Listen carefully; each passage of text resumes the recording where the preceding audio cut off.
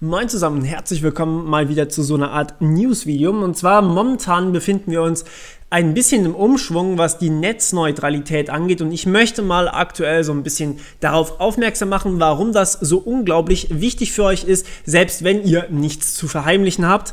Ja, es geht nämlich nicht nur um nichts zu verheimlichen, sondern es geht auch noch um ein paar Kosten, die man dadurch bekommt, und die möchte ich euch heute vielleicht mal ein bisschen darlegen, weil wenn ihr vielleicht ein bisschen mitbekommen habt, was aktuell in Amerika passiert, wir sind auch nicht allzu weit davon entfernt. So, okay, also jeder von euch hat einen sogenannten Internet Service Provider, den ISP, und dieser ISP, der bietet euch Internet an. Ihr müsst dafür natürlich bezahlen, denn er hat ja auch Kosten, zum Beispiel, dass eben eure Daten auch dort ankommen, wo sie hin sollen. Also zum Beispiel in meinem Fall Unity Media, Telekom, in Amerika AT&T oder Verizon. Und noch ein paar andere, die ich jetzt aber natürlich nicht alle nennen kann. Ich glaube, ihr wisst auf jeden Fall, was ich meine. Und die sind natürlich auch verbunden mit zum Beispiel YouTube oder zum Beispiel Netflix oder eben mit dir oder mit deinem Nachbarn. So, und was jetzt passiert, momentan ist es so, dass der Gesetzgeber den ISPs vorschreibt, dass aller Traffic gleich zu behandeln ist. Das heißt, jeder Traffic muss gleich sein, also jedes einzelne Paket im Internet haben wir keine Daten an sich, sondern wir haben immer nur Pakete, und diese Pakete sind eigentlich alle in etwa gleich groß. Wenn ihr dann zum Beispiel aber irgendwas bei Netflix streamt, dann habt ihr einfach einen Haufen Pakete, also quasi in Film sind mehrere Millionen Pakete, die bei euch dann auf dem Rechner eintrudeln. Und wenn ihr einfach nur eine E-Mail verschickt, dann habt ihr genau dieselben Pakete, nur dass sie alle ein bisschen kleiner sind. Beziehungsweise nicht so viele Pakete dann eben. Also die Pakete an sich sind meistens ungefähr gleich groß zumindest. Es gibt unterschiedliche Paketgrößen, klar, aber man spricht auf jeden Fall nicht von so großen Unterschieden, sondern sie sind wirklich im Byte-Bereich. Und was jetzt momentan gerade passiert ist, dass der Gesetzgeber sagt, Mensch, das stört uns doch irgendwie. Wir wollen, dass diese alle gleich oder auch Netzneutralität, das ist die sogenannte Netzneutralität, dass aller Traffic gleich zu behandeln ist, das wird aktuell gerade abgeschafft. Oder möchte abgeschafft werden, warum auch immer. Und jetzt passiert natürlich Folgendes. Jetzt kann der Internet Service Provider hergehen und sagen, YouTube-Traffic, der kann noch mit vollem Speed, also mit deinen 100 Megabyte die Sekunde, die du da gekauft hast, kann er bei dir ankommen, aber Netflix hat zum Beispiel keine Priorität mehr, und Netflix tröppelt dann mit 3, irgendwas Kilobyte die Sekunde ein, und man braucht, damit man einen Stream ruckelfrei gucken kann auf Netflix zum Beispiel, schon so seine 16 Megabit die Sekunde. Das heißt, der Stream ruckelt penetrant, und das bedeutet, jedes Bild braucht mehr als eine Sekunde, bis es mal geladen hat. Das heißt, ihr habt ein Bild, dann habt ihr wieder ein Bild, Bild, Bild, Bild. Ich glaube, ihr versteht, worauf ich hinaus will. Das heißt, YouTube läuft noch flüssig auf 1080p und Netflix kann einpacken. Keiner wird mehr Netflix kaufen, weil, ja, es ruckelt halt. Kann natürlich auch andersrum sein, dass zum Beispiel YouTube gesperrt wird und Netflix nicht. Woran ist es oder wovon ist es abhängig? Naja, es ist davon abhängig, ob wir eben dem Gesetzgeber, dem Internet Service Provider mehr Geld bezahlen, beziehungsweise ob YouTube mehr Geld bezahlt. Und jetzt gibt es hier 4 Szenarien, die ich mir gerade mal so ausgedacht habe, die man haben kann, und die sind alle nicht so geil für uns. Im einen Fall wäre das, YouTube bezahlt mehr Geld, damit auch der Speed weiterhin da bleibt.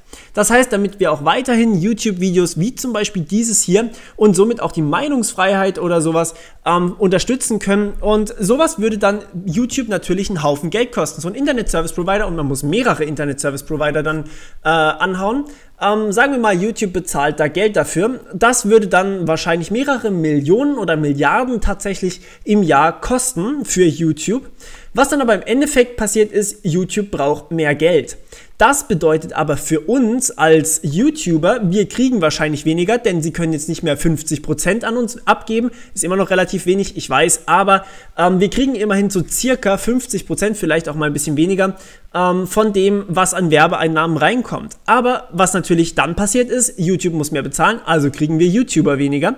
Das wäre die eine Möglichkeit. Sprich, die meisten YouTuber können sich nicht mehr leisten, ihr YouTube-Channel mit Ganzzeit oder Vollzeit tatsächlich zu betreiben, und müssen irgendwie wieder einen Job aufnehmen, und ihr habt keine YouTube-Videos mehr. Das heißt, die ganzen Let's Player können sozusagen einpacken.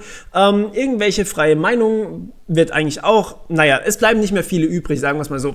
Okay, oder ihr als Nutzer müsst bezahlen. Das heißt, wenn man ein Video gucken will, dann muss man auf YouTube bezahlen oder einfach noch mehr Werbung einblenden oder. Also es gibt ein paar Möglichkeiten, wie sich YouTube das finanzieren kann. Alle davon sind nicht so geil.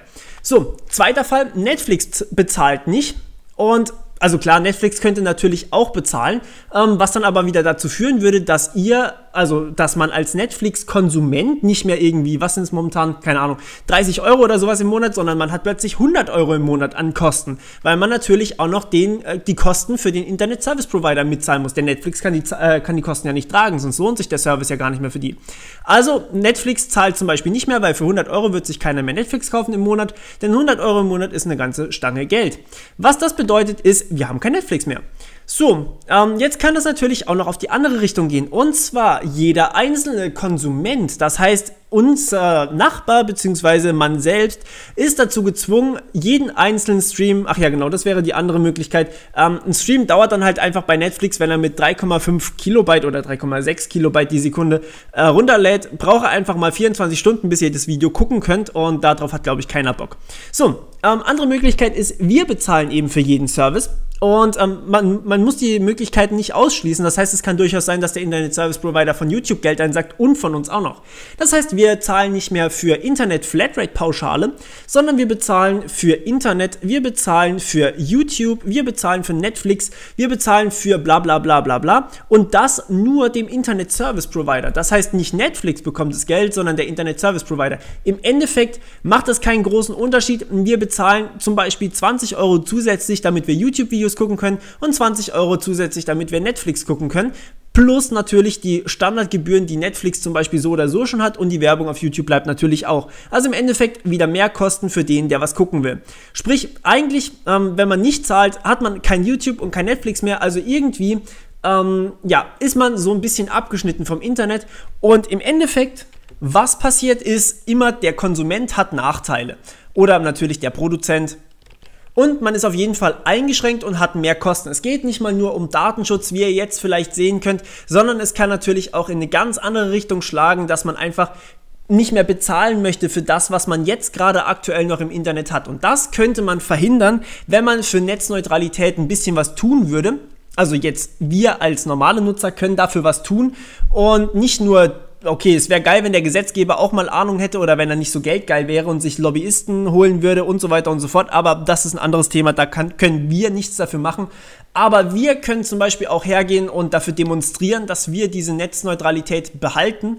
Und für die spannenden Leute, die gerade in Amerika sind oder vielleicht auch in Amerika eine Staatsbürgerschaft haben, ich habe mal in meinen YouTube Analytics nachgeguckt, wir haben tatsächlich ein paar Amerikaner hier auf meinem Channel und die möchte ich jetzt vielleicht dazu motivieren, dass sie an ihren nächsten, keine Ahnung, ich weiß nicht genau, wie die Leute heißen, Congressman oder sowas, tatsächlich mal ein Briefchen schreiben. Das tun tatsächlich momentan sehr, sehr viele. Circa 80.000 Webseiten haben auch schon Banner eingerichtet bei sich auf der Webseite und sagen, hey, wir wollen Netzneutralität. Ich glaube, vor 2 Tagen oder 3 Tagen hat auch Google und unter anderem auch Pornhub, glaube ich, demonstriert und selbst AT&T, die eigentlich ein Internetprovider sind, haben dafür demonstriert vor ein paar Tagen und das bedeutet, da ist schon was im Gange, also schaut, dass ihr da vielleicht mal einen Brief hinschreibt, damit die endlich mal raffen, dass es die dann privat auch trifft. Ich meine, überlegt euch vielleicht einfach mal, wenn man wenn man so hart eingeschränkt wird, dann könnte man zum Beispiel auch nicht mehr WhatsApp frei nutzen, dann würde WhatsApp mehrere Euro im Monat kosten und das wäre natürlich auch nicht so geil für uns. Also einfach mal überlegen, vielleicht habt ihr da doch was dagegen. Das an sich ist nur meine Meinung natürlich, aber ich denke, meine Meinung ist nicht ganz unbegründet und ihr dürft das Video so viel haten, wie ihr wollt. Meine Meinung wird wahrscheinlich sich nicht ändern. Wenn ihr irgendwie für die deutschen Staatsbürger hier noch ein paar Tipps habt, was die machen können, also zum Beispiel, ob irgendwo gerade eine Demo oder sonst irgendwas ist, dann schreibt das Ganze in die Kommentare und ich freue mich auf eure Kommentare natürlich wie immer. Ja, und wir hören uns beim nächsten Mal wieder. Bis dann. Ciao.